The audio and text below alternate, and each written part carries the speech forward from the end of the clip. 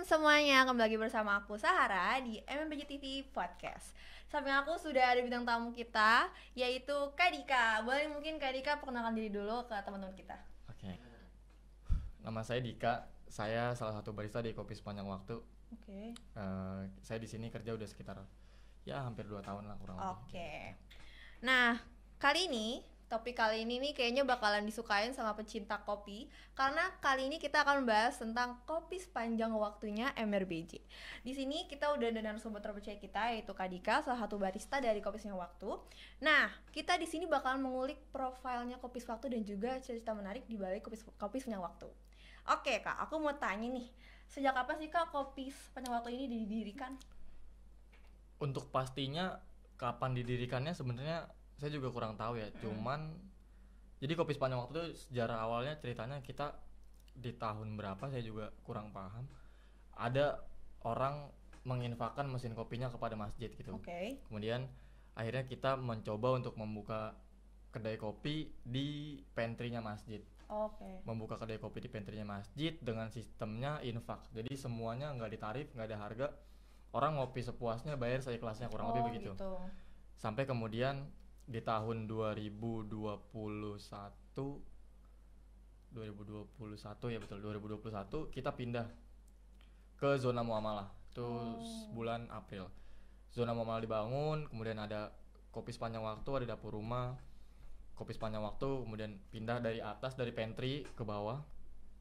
Itu di 2021 bulan April kalau nggak salah. Oke, berarti Kopi Sepanjang Waktu ini tergolongnya baru ya Kak berarti? Atau gimana?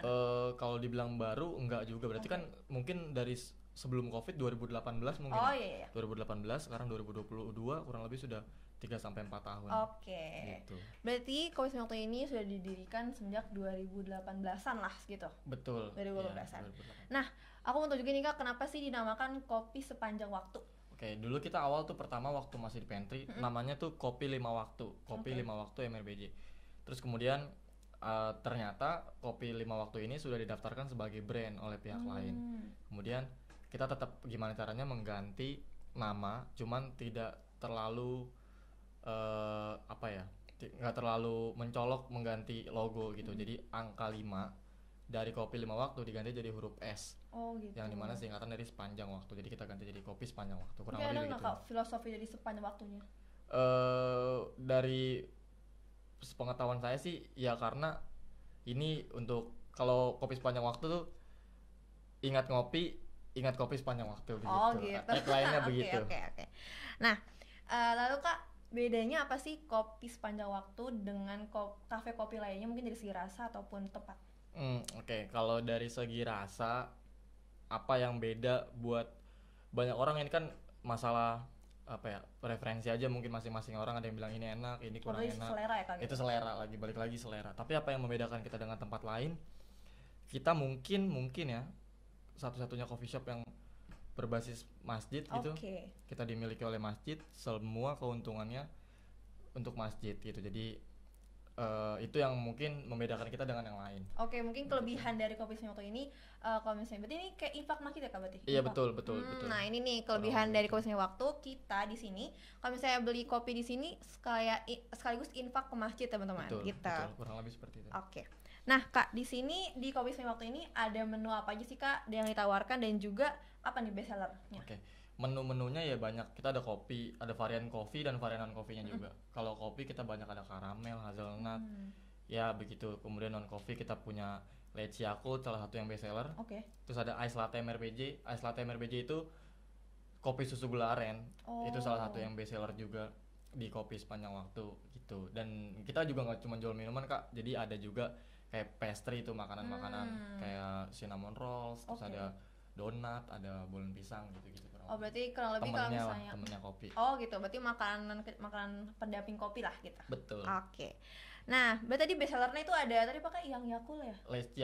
Leci Yakult. Nah teman-teman nih bisa di refresh teman-teman kalau misalnya datang ke Kopi Sepanjang Waktu dan pengen pesen yang non coffee, mungkin teman-teman bisa ke apa tadi Kak? Aku lupa namanya. Leci Yakult. Leci Yakult itu. Oke. Nah teman-teman nih, aku mau nanya lagi. Denger nih Kak, di Kopi Sepanjang Waktu ini tutup 5 menit sebelum azan, itu kenapa tuh Kak? Ya itu kan karena kan kita kan berdekatan banget nih lokasinya sama masjid gitu. ya kita lebih mengingatkan orang lagi untuk ini 5 menit lagi azan, jadi kita tutup buat yuk sholat berjamaah kurang lebih gitu, mengingatkan orang untuk tetap sholat, jadi tetap bisa ngopi, tetap bisa nongkrong, tetap bisa nugas, tetap bisa kerja, dan nggak ninggalin ibadah juga kan. Berarti bisa balance lah gitu ya, jadi nggak ninggalin sholat juga gitu teman-teman. Nah ini juga menurut aku salah satu keunikan dari Kopi Sepanjang Waktu sih, karena ada reminder buat sholatnya lah gitu kan, ini ditutup nih, benar-benar ditutup, itu bukanya lagi itu nanti setelah bubaran sholat ya kita udah selesai sholat ya langsung gitu. Buka lagi gitu, langsung kita open. Nah itu kalau misalnya masih pada di dalam gitu kan, berarti nanti gimana tuh, disuruh keluar atau kayak gimana? Iya biasanya kita tawarkan gitu, orang kalau emang ibu mau di dalam, misalnya ibu-ibu gitu atau cewek yang lagi berhalangan untuk sholat, ya nggak apa-apa, cuman kita kan keluar, jadi tidak melayani transaksi begitu. Nggak ada transaksi gitu teman-teman, jadi berarti bukan tutup yang kayak close banget gitu, cuman mungkin masih. Tapi kalau misalnya keluar semua ya kita kunci, kalau dalam nggak ada orang ya kita kunci. Iya oke, sip. Nah ternyata berarti tergantung keadaan juga ya berarti. Betul. Oke. Nah bentar, menurut kakak nih manfaat kita beli kopi di Kopi Sepanjang Waktu ini apa nih kak? Iya, manfaatnya pertama selain kita bisa ngopi, bisa minum, bisa makan, nah itu dia, kita bisa berinfak, membantu infak untuk operasional masjid gitu kan, karena kan kita kan keuntungannya ya buat masjid gitu. Jadi kalau orang tanya Kopi Sepanjang Waktu ownernya siapa, ya nggak ada ownernya, kita ownernya masjid gitu. Gitu. Nah itu tuh tadi yang di awal juga kita udah bahas, ternyata manfaat kita beli kopi di Kopi Sepanjang Waktu itu kalau teman-teman bisa berinfak ke masjid gitu. Nah terus sebelum kita masuk pertanyaan terakhir nih kak, ada nggak nih kak kan barista ya, nah ada nih kak tips membuat kopi yang enak menurut kakak tuh gimana? Tips membuat kopi yang enak, tips membuat kopi yang enak tuh gimana ya? Balik lagi ke masalah selera. Jadi kalau menurut saya mah kopi yang enak adalah kopi yang teman-teman suka gitu. Kopi yang kakak suka, kopi yang saya suka, itu adalah kopi yang enak.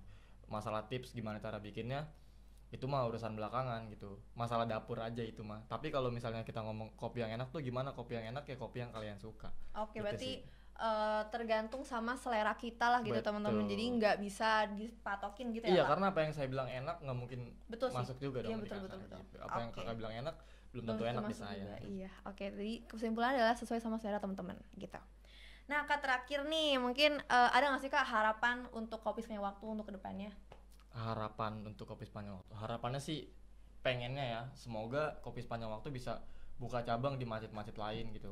Jadi tetap membantu ekonomi masjid untuk operasional dan lain-lain.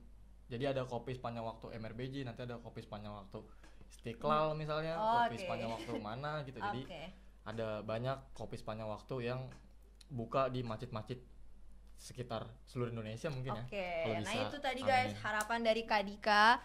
Semoga Kopi Sepanjang Waktu ini bisa menyebar lah di masjid lain gitu. Nah teman-teman, itu dia tadi obrolan kita yang sangat menarik tentang Kopi Sepanjang Waktu bersama Kak Dika. Terima kasih juga Kak sudah datang di podcast kita.